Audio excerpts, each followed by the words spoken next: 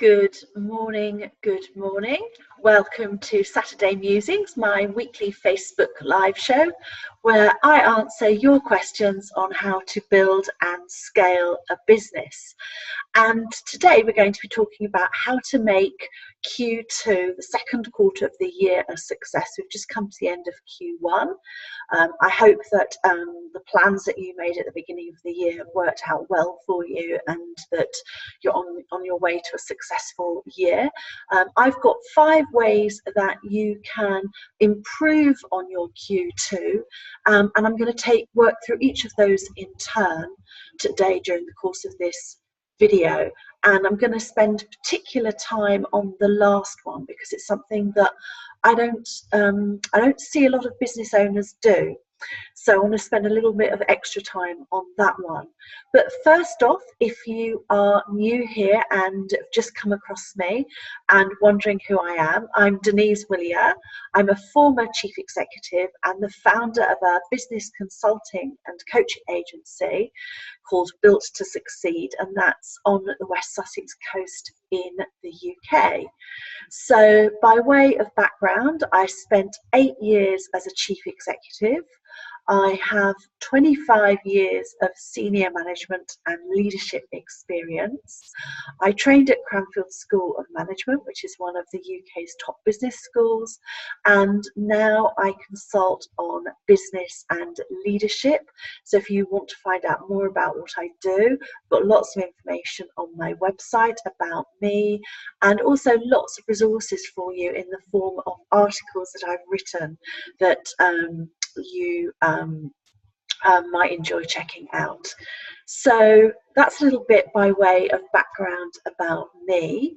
I would love to hear from you, either if you're tuning in live or if you're watching the replay. I'd love to know how was your Q1 and also what your plans are for Q2. So do let me know in the comments box below.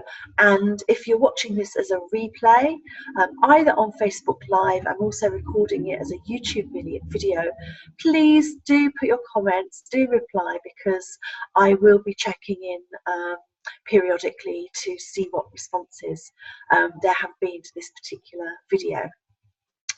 So when I was thinking about Q2 and my own preparations and plans for Q1 and the rest of the year, we have a poem here in the UK, of which there's a particular line that's very well known about the best laid plans of mice and men often go awry, and that's a poem by one of our Scots poets, Robert Burns, who's very famous.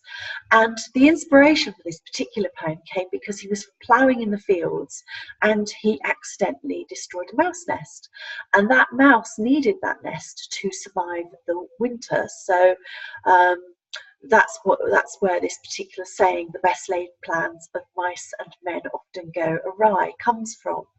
And I think one of the things that I've found in all my years in business is no matter how well planned we are, there is always the potential for our plans to go awry. Sometimes that's because events happen and get in the way through no fault of our own, and other times it's because of our own missteps, and that we perhaps haven't thought through our plans in the way that we needed to. So a couple of examples of that.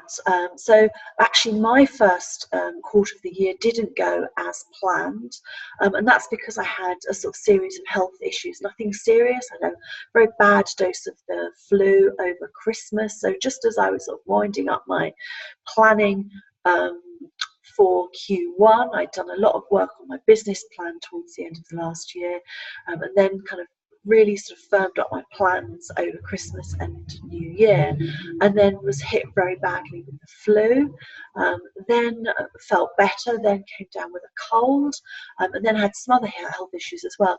And they weren't serious, but they were sufficient to mean that I couldn't work at the usual pace that I do. They didn't affect my sales process or my sales volume particularly, but what they did affect actually was my content marketing, because I just didn't have the level of energy and enthusiasm that I normally have for content marketing. So I really kind of felt I had to sort of force myself to do things that are kind of normal parts of my weekly and monthly rituals. So that's a sort of example from me.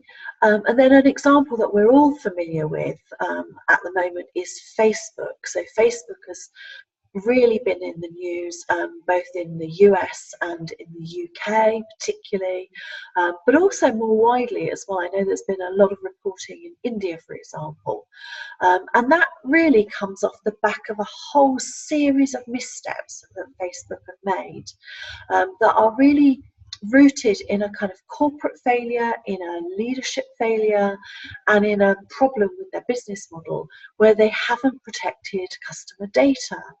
And so we've kind of seen this story unfolding over the last few weeks with the stock, the value of Facebook stocks falling, key investors putting Facebook shares into quarantine, lots and lots of pressure on regulation. So a whole series of events unfolding around Facebook, and I think that's going to continue to be the case because, like I say, they've just made so many missteps, and a lot of their missteps are a result of their weak corporate governance and actually weak leadership as well.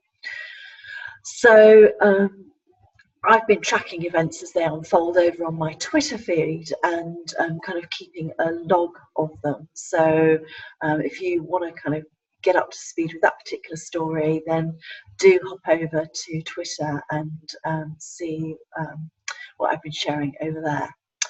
So when it comes to planning our business, to planning each of our quarters, obviously the best way of making sure that we get the results that we want is that we have a plan in the first place, which sounds very obvious, but actually surprisingly few businesses do. Then when we've got that plan, we also then do some what's called scenario planning, where we look at the things that might happen that could affect our plans. Typically that would be to look at things that would derail our plans, but sometimes if particularly we're in a growth phase in our business, then you will need to think through the consequences of that very high growth that we're going for, because there can often be some unintended consequences. And then the other thing to do is to put in place a contingency plan where we've looked at the likely things that could happen in our business, looked at a variety of different scenarios, and then we've thought about what would we, if this happened, what would we do to mitigate any risks or any problems, or if it's a positive scenario, what could we do to capitalize on this so that we can act quickly to take advantage of the momentum that we have created. So none of that is actually particularly hard, it's just that a lot of business owners don't do these things. So yeah, so I'm going to now move on to my 5 ways that you can help to make your business more successful in this coming quarter. And some of them, the first couple in particular, I've picked up because of events that have been going on in our media, and that have given me cause to think about how particular well-known businesses have been run. and how they've been responding to events. And one of the things that I think is really important as business owners, however small your business is, whatever stage we're at, is to be thinking about ways in which we can up-level our business. Now, we can't, obviously, if we try to do too much, we get overwhelmed by it, but is to always have in our minds, as we come into each new quarter, are there one or two ways that we can up-level our business, that we can think about something that we perhaps haven't given so much time to before, and incorporate that into the next cycle of our business plan. So the first thing I've picked is to get really crystal clear on our values, and that's less, I've seen less examples here in the UK, but I've seen a lot of examples in the US, where businesses have been responding to events as they unfold. So we had the immigration ban over a year ago now, where we had a number of well-known businesses step in and make very, very public statements of opposition to the immigration ban, and also putting up money to support organisations that are campaigning against the immigration ban, and who also actually went as far as to take court cases as well, because their employees were affected by the immigration ban. So that is one example. We had another example a couple of weeks ago with the March for Our Lives event. So the company Lyft decided that it would offer rides up to a maximum of £1.5 million, so that students and their parents could get to one of the March for Our Lives events. And the rationale for this decision on Lyft's part was because it was totally in line with their values, and their values are to be a model for the type of community that we want our world to be diverse, to be inclusive, and to be safe. And so when you've got absolute crystal clarity on your values, then those kind of decisions in your business are really pretty straightforward to make. So that's another example of businesses responding to events in light of their values. So a book that I would recommend that you think about reading is by somebody called Dov Seidman, and he is a specialist in helping companies to build ethical cultures, and he's written a book called Why How We Do Anything Means Everything, and that's a book that if you're interested in developing a responsible ethical business, that you may be very interested in reading. So the second of my examples relates to developing your leadership muscle. Now, if you are in the very early days of your business, or perhaps a micro business with a few employees, then you might think that's a bit of a strange thing to say, because it's just really sales and marketing, bringing money in is very much in focus, perhaps recruiting and onboarding those first employees.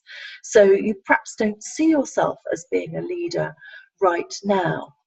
But if you think about the businesses that are really, really successful, one of the things that they've had to do to grow at scale is the founders have had to step up as leaders. They've really had to grow and to mature in their role, and to, like I say, to step up. And so I think there's a process of evolution that we go through as we build our companies, and as we're tested by events that happen. So a very small example of one of my startup clients stepping up as a leader is that this year he's taken on his first couple of employees. And up until now, he's been kind of pretty relaxed about his routine and kind of come in as he's felt like it. But now that he's got employees, he's realised that he needs to set a different kind of it needs to set an example to them. And so what he started to do is to come into work at the same time every morning, so that he's there before his staff. Now he's not a natural lark, so that's taken a bit of effort on his part.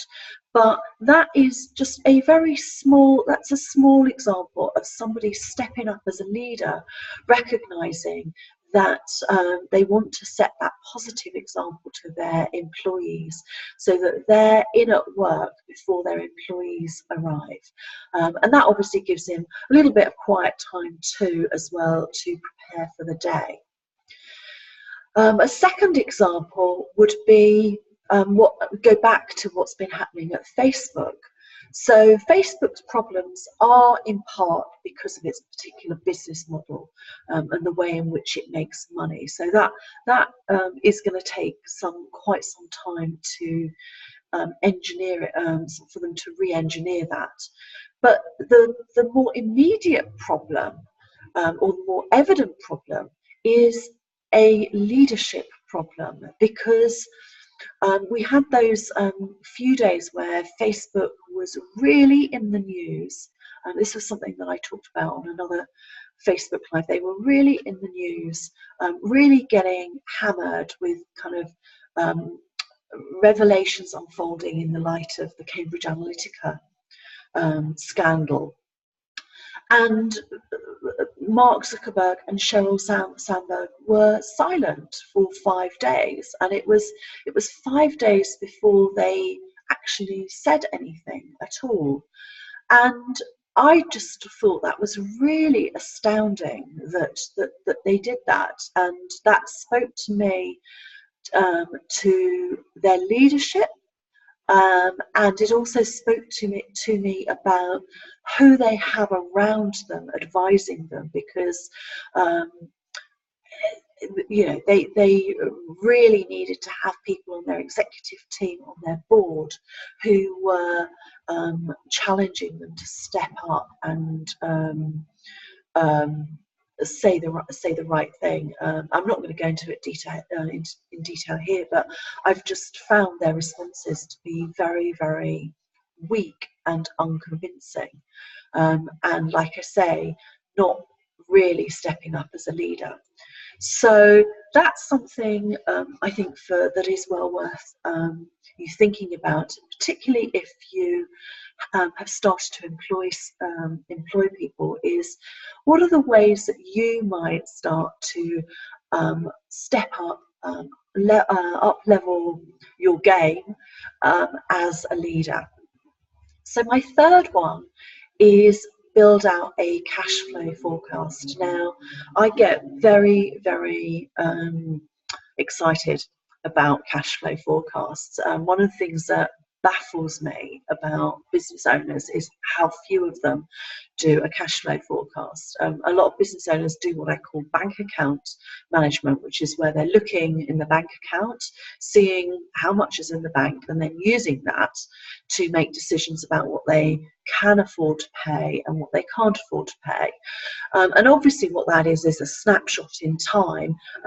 If you perhaps are able to look ahead a little bit because you've kind of done a bit of a recce about money that you expect to bring in, bills that you've got to pay. But this is not a proper way of managing your cash flow, and is really only is not going to help you to see any pinch points, any problem points during the course of the year.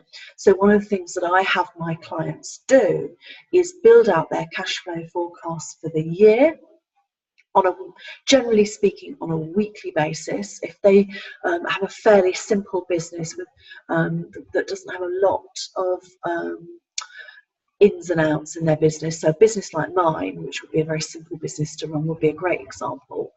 So I do a monthly cash flow forecast, because for me to do it weekly is just it's too much. I don't have enough change from week to week. But for a lot of my businesses that are very sales driven, then it is really, really important that they are doing their cash flow forecast every week, because things can change so quickly. So that's what I have all of my clients do, and that means that they can see ahead for the whole year, and they know, based on their forecasts, what are going to be the pinch points during the year, and you know, any kind of difficult periods, and they can then plan accordingly for that. And that's going to kind of lead into my point 4 as well. So if you haven't done a cash flow forecast and you not sure what to do, how to go about one, then one of the things you might not know is that I have the facility for people to book a 1-hour instant business advice session. So if you wanted to do that and talk to me specifically about your cash flow, then I will send you the tools to help you to build out your cash flow forecast, and then spend an hour with you going through it to help you to understand what it's telling you, make sure that you've done it properly, and help you to identify some immediate actions going forward. So that's if there's, like I say, I've got some facility to book the occasional hour with me. The other way, obviously, of working with me is to either book me for a one-off consulting project, or to work with me on an ongoing basis. So point 4 is plan out your summer marketing campaign if you haven't done so already. So you probably seen a lot of the kind of big brands, your sort of favourite brands, have already got their sort of summer marketing materials out already. I'm just going to see if I've got an example. Yeah, I've got an example here. So this is something that came through my post box, back to front, unfortunately, but this is one of my absolute favourite brands who does seasonal marketing incredibly well, and that is the White Company. And this is the brochure that I got earlier in the week, which is about their slow summer living campaign, which this is a kind of catalogue for April that kind of has brought together all of their summer seasonal products. And so yeah, really lovely example of seasonal marketing there. I'm going to do some more in-depth articles on my website, and also Facebook Lives as well, on summer marketing campaigns, where I'm going to be looking at some of my favourite brands and what they've been doing as part of that campaign. But I just thought I would highlight for you some interesting stats that I came across, which say that after February, the three slowest months of the year sales-wise are typically June, July and August. Now, a lot of my clients actually also find that December and January can be really problematic from a cash flow standpoint, because they are effectively 2-3 week months, and so obviously, depending on the nature of your business, December and January can be a problem for them. So obviously, if you're coming off the back of a December and a January where effectively you've got 2-3 weeks worth of sales in your business, then February is typically a slow month. for business, then this is really the time where you need to pick up steam to make sure that you have as good a sales period as you possibly can in the run up to the summer, because again it obviously depends on the type of business you are in. Every business will have its own rhythm and its own seasonal variations, but for some of you listening in, those summer months might be slower months from a sales standpoint, and so you're going to want to think about that. And there are also months where there aren't sort of necessarily any major gift giving celebrations going on that you can kind of hang your marketing hat on. So, you know, we've had Valentine's, we've had Easter, events like Mothering Sunday, Father's Day I think will be coming up, and you know, but there's not typically a lot of events that are major gift giving celebrations, but there are, however, a lot of events that you may want to reference in your business from a summer marketing standpoint. So if I had a florist business, for example, I would be looking to the different flower shows during the course of the year. So Chelsea is the obvious one, and also Wimbledon as well. I'd be looking at their floristry and their flower displays and what they're doing, and use that as a kind of one of the inspirations for my own marketing campaign. So one of the things that I've got some of my businesses thinking about for the summer is a mid-July sale. Now, it's just like a sort of like one-off sort of a quick sale, and the idea for that really came from Amazon, because when Amazon ran a Prime Day sale a couple of years ago now, it was one of their biggest ever days for sales, and so I thought that was really, really interesting, and thought that that's an interesting strategy. I'm not really one for advocating a lot of use of sales, but done occasionally so that your customers are not trained to expect sales and wait for sales from you. I think that they can be a really good way of bringing in a glut of sales, and also possibly of getting rid of a whole load of stock that you're carrying that is taking up space, and you know, is obviously not cash. So that's number 4, is to plan out your summer marketing campaign. Like I said, I'm going to be doing some building out some more work around that. And then my 5th, which I'm going to really concentrate in more detail with today, is to carry out something called a PESTLE analysis. So I've brought a prop with me, which is, if you can see, is my own pestle and mortar from my home, because I think it's a good way of helping to, as a sort of aide-memoire, to help you to remember that particular acronym. So a pestle analysis is a fancy pants way of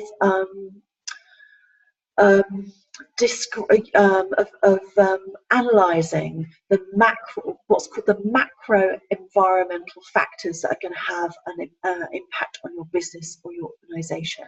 So those are the things that are going on in the external business world that might have an impact on your particular business or organisation. And you use the results of your PESTLE analysis to feed into your SWOT analysis. So your SWOT analysis is where you look at strengths, weaknesses, opportunities, and threats of your business.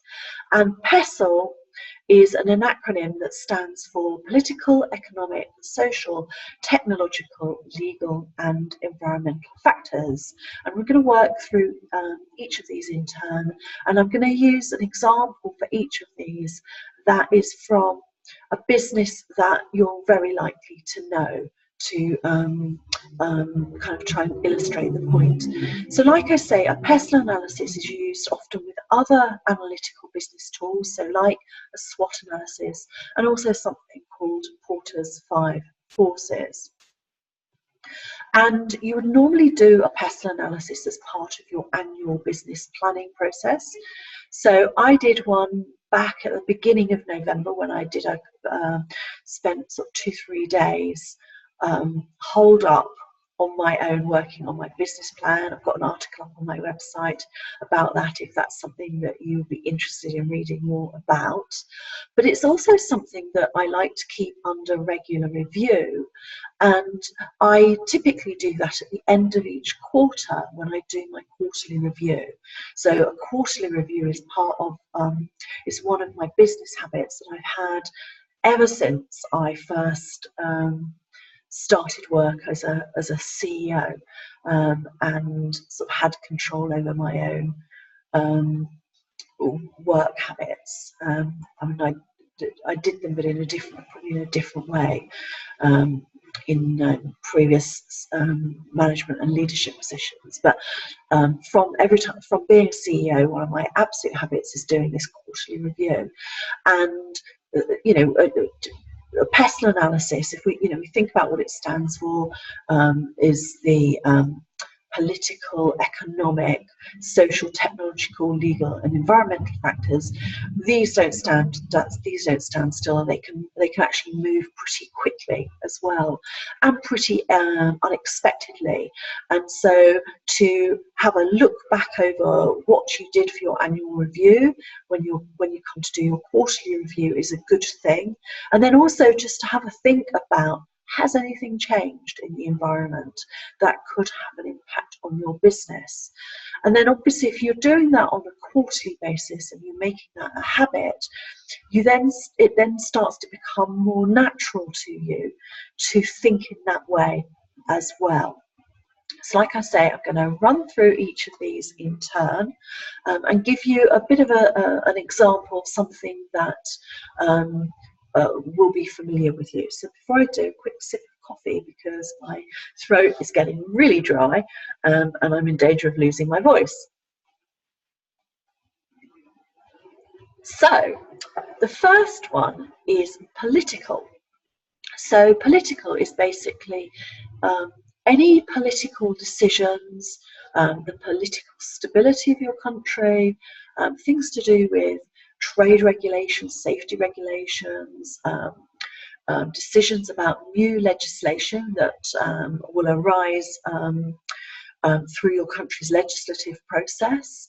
So here in the UK through the Houses of Parliament, the US through the Senate, so whatever in your country, the way in which legislation is made.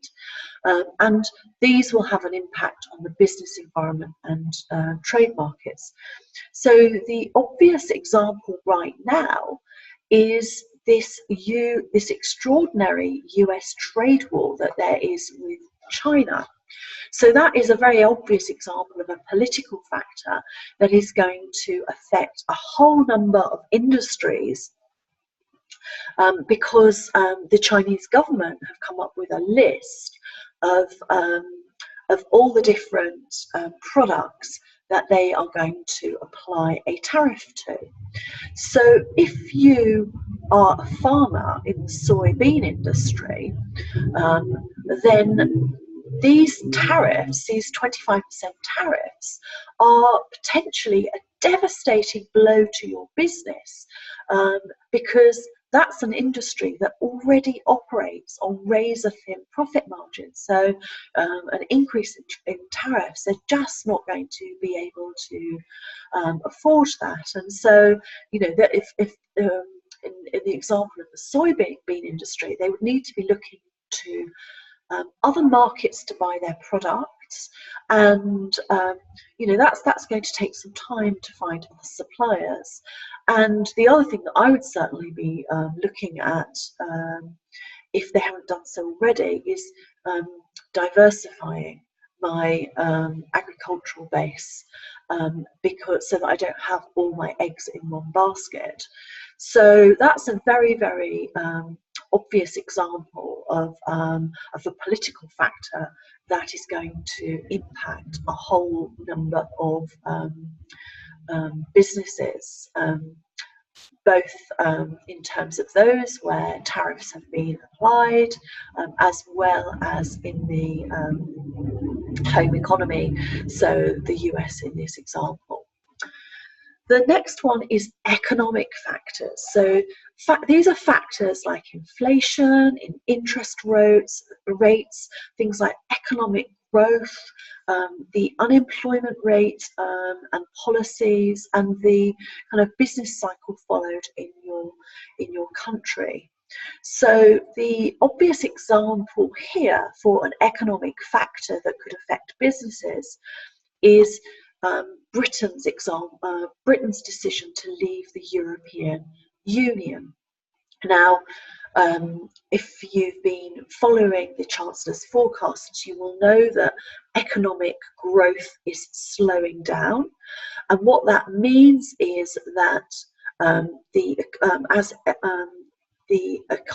growth of the economy slows down, the economy will sort of start to contract and have less money available in it potentially for public services, and public services are major purchasers of supplies. So anybody that has a business or industry where you do business with the public sector, that is something that you would want to be thinking about. But also when the economy slows, then it's often the case that consumer confidence will decrease as well. And when consumer confidence decreases, it means that people spend less. Now, obviously, that will depend on the industry and the sector that you're in. It will also depend on what part of the market that you are positioned in. So, you know, if you are a more premium priced product with a more affluent customer base, you're probably less likely to be affected.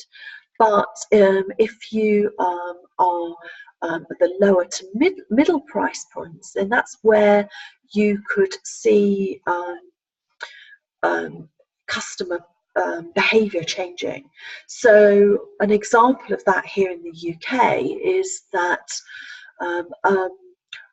some of our, I suppose, our more mid-range supermarkets like Sainsbury's, Waitrose, which would be kind of at the higher end of our supermarkets, we saw a little while ago customers changing their shopping habits and going to shop at either Lidl or Aldi, which are your more budget shops, because they had actually done a pretty good job of branding themselves in such a way that that kind of middle class consumer felt very comfortable about making the switch and then seeing the financial benefit in their pockets. So, like I say, Brexit is a great example of an economic factor. So the S in PESTLE stands for social. So those are factors like your customer demographics, customer limitations, lifestyle attitudes, education. All of those things shape the needs and the buying decisions of your customers. So an example would here would be down on the south coast. We've had a lot of people migrate from London to Brighton because they want to be by the beach and they want that kind of that kind of beachy lifestyle. And it's life on the Sussex coast is not as expensive as being in London, but people who've moved down from London still want a lot of the facilities, the cafes, the restaurants, the sort of shops and so on, that they have enjoyed in London. And so you have seen a change in the kind of the retail, and the hospitality industry down here to reflect the changing demographic that we have down here. So that would be an example of a social factor in action. Another thing that fits into social behaviour that is really important from the perspective of building a brand is brand loyalty, because it's brand loyalty that affects how people's buying decisions and their behaviours. So if you have customers that are brand loyalists, they're obviously far more likely to buy your products over other products, and also to take your recommendations for products as well. And if you are a brand evangelist for a brand, then news of the brand that you like is going to spread horizontally to other people within your network as well. So a really great example of this, apologies for the sound effects zooming past my window, my office is based on the Coast Road, which is a main road through into Brighton, and so we get some lorries and motorcycles and so on going past. So apologies for that. So an example of brand loyalty that I've really been paying attention to the last couple of weeks or so is a company called Trinny London, and Trinny Trinny Woodall is was a journalist by background. She did a show that I grew up on in my sort of, I suppose, 20s, 30s, a show called What Not to Wear, which was incredibly popular here in the UK. And she kind of disappeared for a bit. Now she's back. She was back doing telly, and she a few months ago launched a new makeup brand called Trinny London. And I'm actually going to do a piece about this in more detail, because I think what she's done is really, really interesting. But one of the things that she has done phenomenally well is to create a major brand loyalty in her new Trinny London products. And as a result of that, word of her products is spreading like wildfire through people who are part of her, what she calls the Trinny tribe, who are evangelists for her products. And so that's one way that she's been very successful in getting the message out about her products, which she sells online. But the other thing that's interesting is I listen to her videos, and that they're absolutely bonkers. There's no other way of describing them, where she talks about beauty, fashion, hair and so on, and makeup.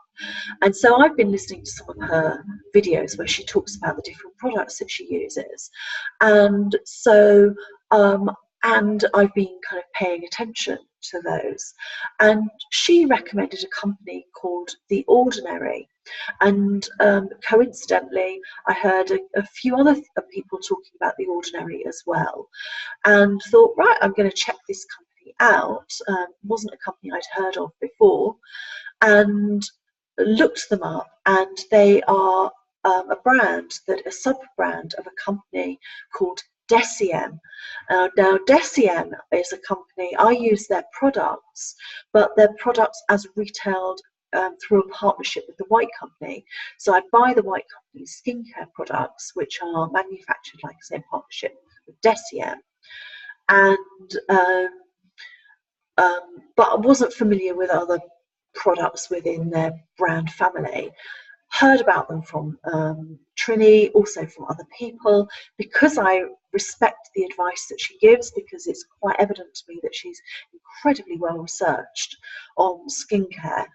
I've then sort of taken the next step, which is to do some of my own research about those products, and my intention is to order some of them over the weekend and give them a go. So not only have I bought some of her products and shared about that on my own social media, but I've also been influenced to buy other products that she's recommended as well, because she is also a brand evangelist for those. So that is really, really important when it comes to the social part of the PESTLE analysis.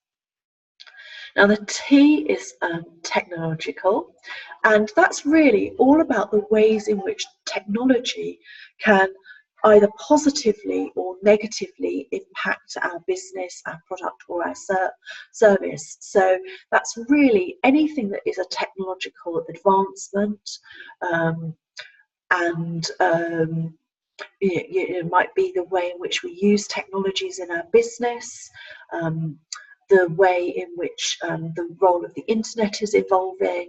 It also, I think, really picks up social media and automation and all of those things as well. So one of the things that I've been suggesting that my clients think about over the coming months is, with regard to their marketing strategy, is if they are very, very heavily dependent on Facebook for their brand awareness and for their sales, then is to think about whether they have a secondary presence on another platform that is a strong presence. And that is really because, going back to what I was saying earlier, Facebook is in all kinds of problems at the moment. We've had the kind of delete Facebook campaign, so some people have been coming off of Facebook, moving on to other platforms. In response to that, where it's all going to go with Facebook is really hard to tell, because obviously they've got a substantial marketplace with over 2 billion users. So the platform isn't going to be folding anytime soon or anything like that. But as these stories are unfolding, I think it's having people think about their own engagement with that platform and their own relationship with that platform. So I myself have been thinking about what it means in terms of the information that I want to make available, and my own kind of privacy settings, my own data management. So I've been thinking about it from that standpoint, but I've also been thinking about it from the standpoint about, it's not easy to get a huge amount of organic reach from a business standpoint on Facebook anyway. And you have to pay to play, and so I've been thinking about other platforms and developing a presence on another platform, so that I haven't got all my eggs in the Facebook basket. Now, I personally love Instagram. It's the platform that I like the best of all the platforms. But it is owned by Facebook, so I kind of got that in the back of my mind about, is there going to be a knock-on effect for Instagram as well? It doesn't, because it's got a very different name. It hasn't really got caught up in the scandal in the way that Facebook has right now. But I've got that in the back of my mind. But I have a huge Twitter following, and so it makes sense for me to make better use of Twitter than I have been doing recently. So that is one of the ways that I personally am reacting to what's the sort of information stories that are emerging around Facebook. And so I'm also getting my some of my clients who use Facebook a lot to think start thinking about that as well. So I'm not saying jump off the platform or anything like that, but just think about, you know, if I've got a high level of exposure to this platform, do I want to start developing secondary platforms so that if you know, so that I am prepared for any and every eventuality. So that is an example of a technological change. Then legal is basically any legislation that's going to affect your business. So that's going to be health and safety, consumer protection, discrimination legislation, copyrights, patents, you know, anything. So the legal is going to emerge in a sense in the political about what legislation is going through your particular legislation making bodies that is likely to become law, and then when it becomes a reality, then I suppose it fits into the L in PESTLE legal. So the very obvious example here in the UK is the introduction of the General Data Protection Regulation, so most typically referred to as the GDPR. And that's a regulation from EU law on data protection and privacy, which comes into effect on the 25th of May, and it covers everybody who lives within the European Union.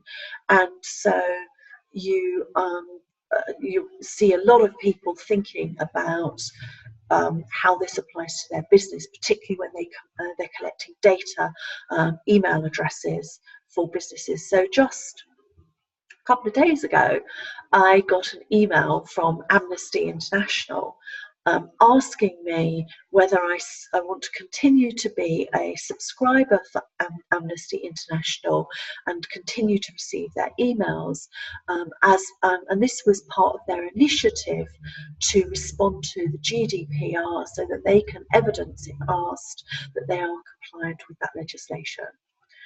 So that is a great example of legal.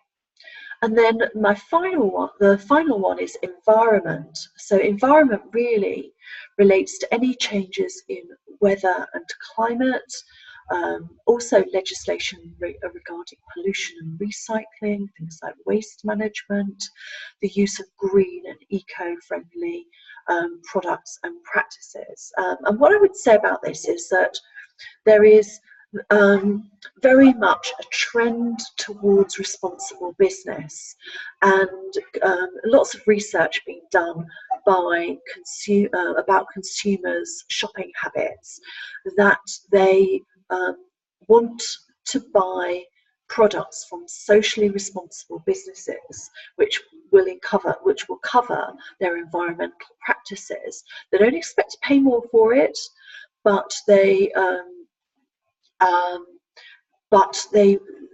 that is important as part of their decision making. So if I go back to my example of Trinny London's new makeup range, one of the questions that I've seen asked quite a few times about it is animal testing.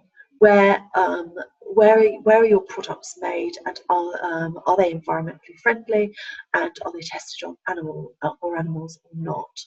And so you know, that's a question you see very often in relation to beauty products.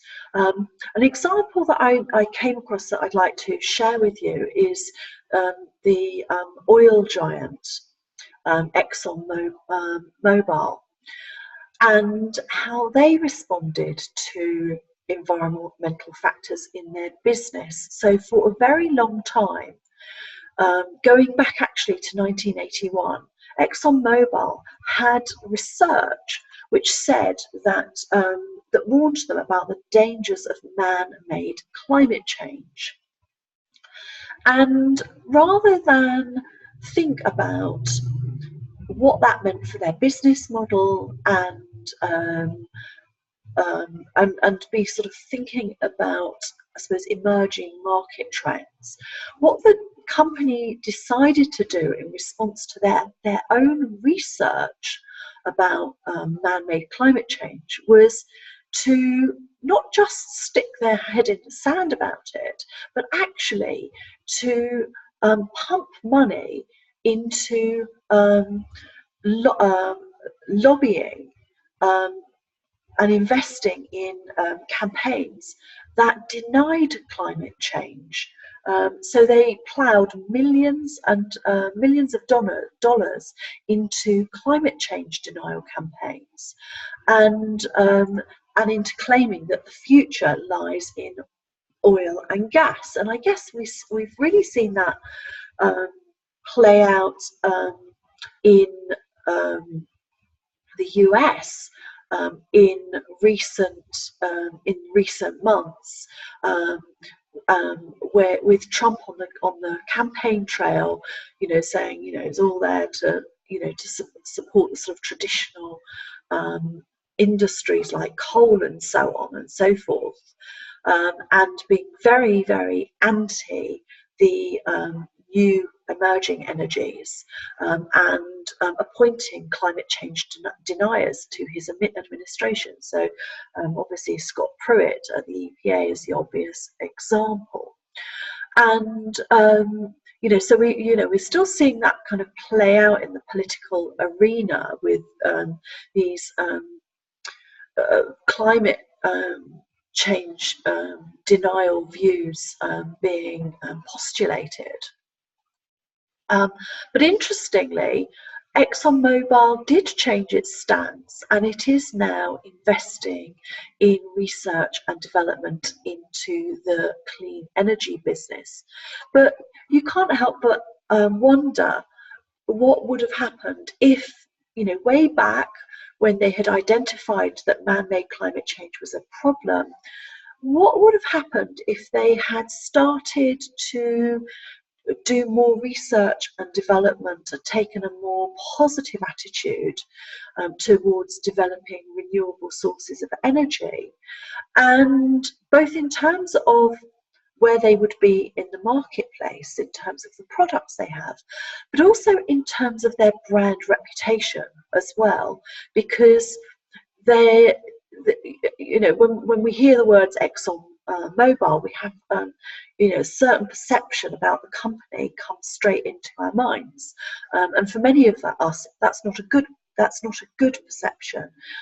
So it has you think about if they had taken a less biased approach on climate change, where actually might their company be now in the marketplace? So and from a brand perception point of view. So I thought that was quite an interesting one. And it also reminds us to think about the lens in which we view events. So are we looking at the external environment through a kind of more neutral lens, or are we looking at the external environment through our own particular biases? So I'll give you an example of a very, very strong bias of mine that affects the way in which I look at a lot of things in business. So I am very pro-Remain. I'm quite determined to do everything I can to stop us from leaving the EU.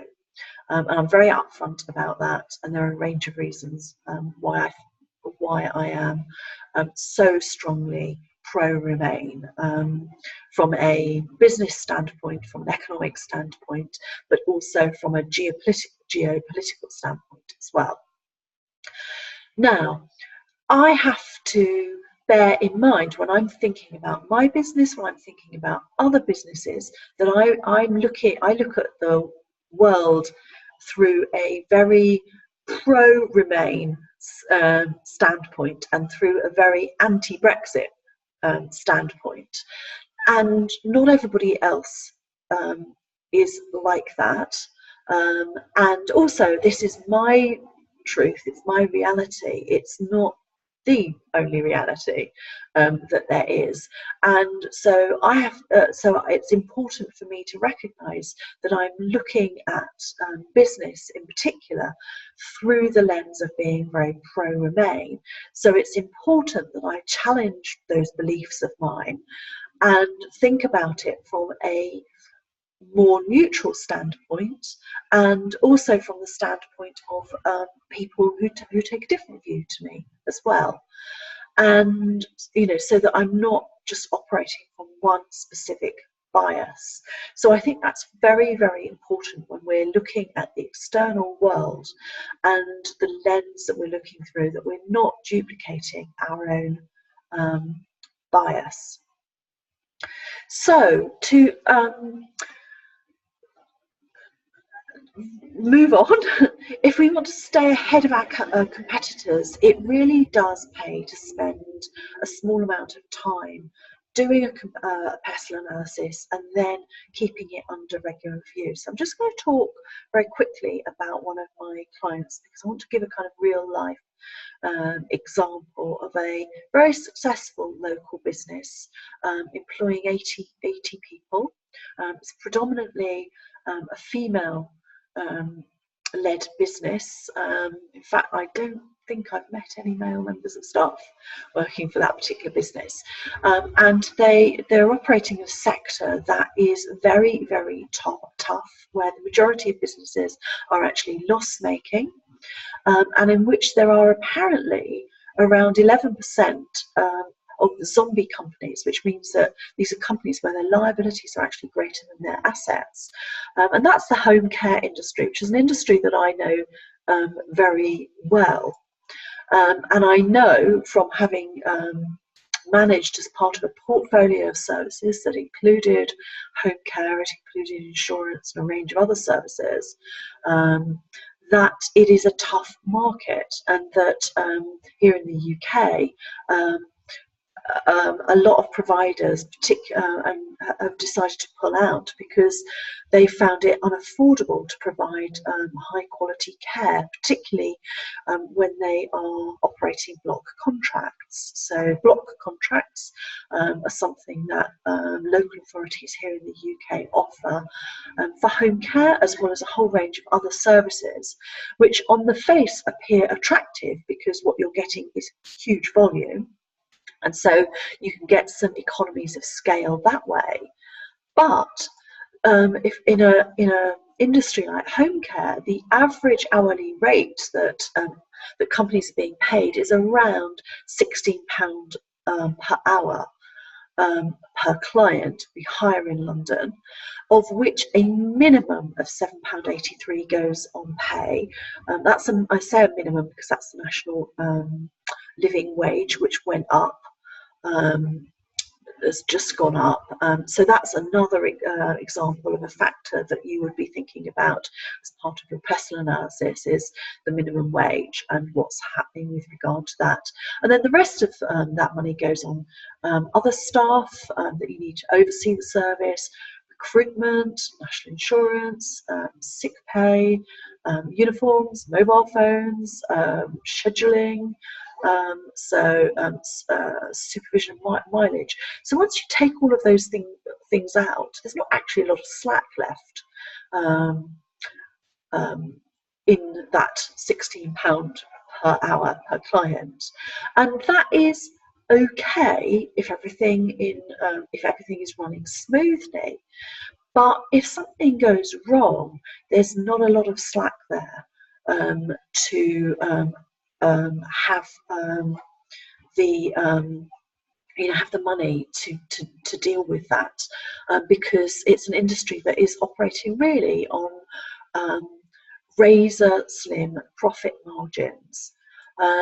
And one of the reasons that my client has been able to be successful in an industry that was actually pretty close to collapse a year or so ago is that she does pay very close attention to what's going on in the environment, and she does analyse her business and think about how those factors that are going on in the external world are going to impact her business. So if we take, for example, the issue of pay, she pays well above the national minimum wage, and that actually helps when it comes to recruitment and retention. It helps her to get a better calibre of staff compared to her competitors.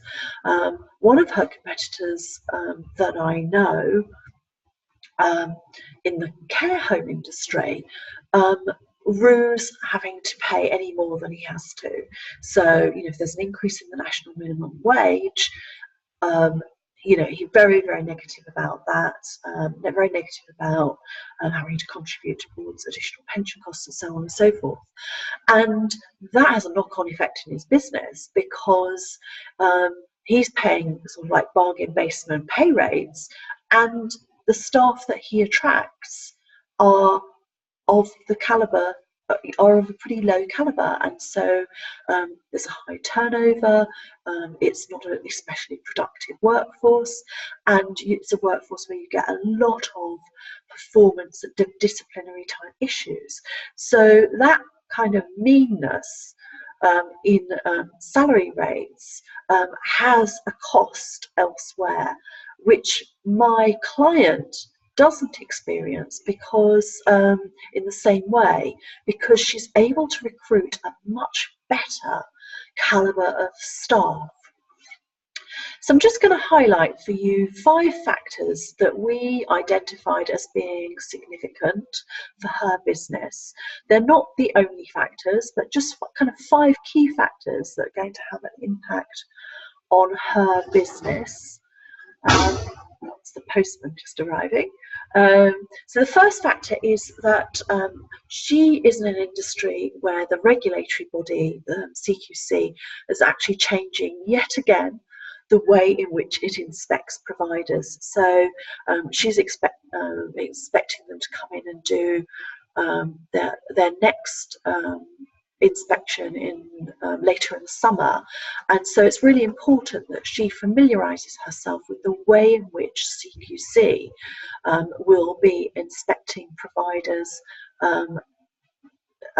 in the coming months. Obviously, the introduction of GDPR and its implications for data management are an important factor for her to wrap her head around. This is a continuing and ongoing problem in her industry, as well as a number of other industries, which is about a skills shortage, and how do you plug that shortage, particularly with less labour coming here from the EU to the UK, and being available, that there's a smaller pool of people coming over to supplement what is already a small pool and a significant skill shortage here in the UK. Then there's lots and lots of technological advances in her industry that can improve both the way that she delivers her service to make it much more efficient and much more productive, but also a lot of technological advances that can have an impact on her clients' lives and the way in which they live their lives as well. And so, which gives them an opportunity to up-level their business and to move ahead of the competition. And then the 5th one is that there's actually a new competitor on the scene, which is looking to disrupt the whole industry. It's a company called Supercarers, and they've set up a digital platform where they match people who are looking for care, or family members who are looking for care for somebody, with people who are with carers, who they have pre-qualified and vetted. And so, because of the nature of their business model, they're able to get around CQC registration, at least for the moment. It'll be interesting to see what happens going forward, and disrupt the disrupt. They're looking to disrupt the whole industry. and it's a company with very significant investment, and it's a company that has a very, very powerful, very good board of directors on it. So it is definitely a player in the industry and well worth paying attention to. So those are just 5 factors that we've identified that have an impact on my client and the environment in which she is working. And if she wants to maintain her competitive advantage, then she needs to be thinking about each of those factors, the impact that they have on their business, and how she can turn those into opportunities for her business rather than to have them as a threat, which is what something like this new competitor possibly could be. There actually are a whole number of ways in which she can turn that to her advantage and into being a series of opportunities. Now, I'm not going to go into how she's going to do that, how she's going to solve this. Because she's my client and she's paid me for that advice on how she's going to respond to those and a range of other external factors that we've identified during the course of our work together. So that's I'm not going to share anything that she has paid me for, and also for reasons of time, because I've been at this for probably an hour now, and I think that's quite long enough for a broadcast. So, in wrapping this up, next Saturday I'm going to be doing a broadcast where I'm going to look at PESTLE specifically in relation to Brexit and what and how businesses here in the UK might want to use a PESTLE analysis to work through the way in which they respond to the EU referendum and the possible leaving of the European Union in a year's time.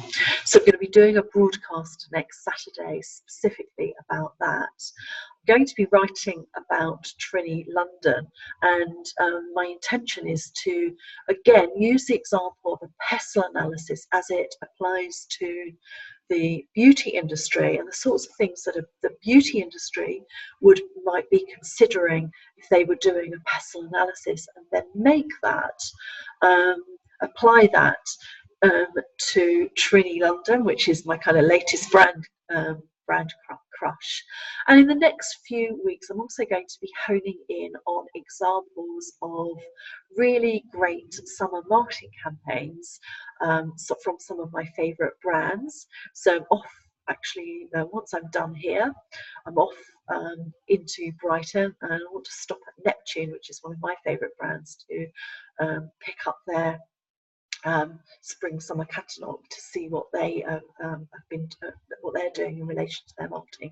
So I'm going to be doing that both in written form and in video as well. So in winding up this very long Facebook Live, I just want to say, if you've got any questions for me, then just pop those in the feed, and I do check in regularly, and I will answer those for you. If you are looking for any help with your business, be that an hour instant business advice session to help you with your cash flow forecast, or indeed any specific problem that you have in your business that we could do a valuable piece of work on in an hour, just send me a private message through Facebook Messenger, and I will get back to you. Or if you're interested in working with me in the longer term and want to go on my waiting list, then also do get in touch as well. So in winding up, thank you so much for taking the time to tune in and to listen to me. I hope you have a great week, a great weekend, a great week, really great month in April, and that these tips that I've shared are going to help you to make Q2 as good as it possibly can be, and also the rest of your year too. Thanks very much.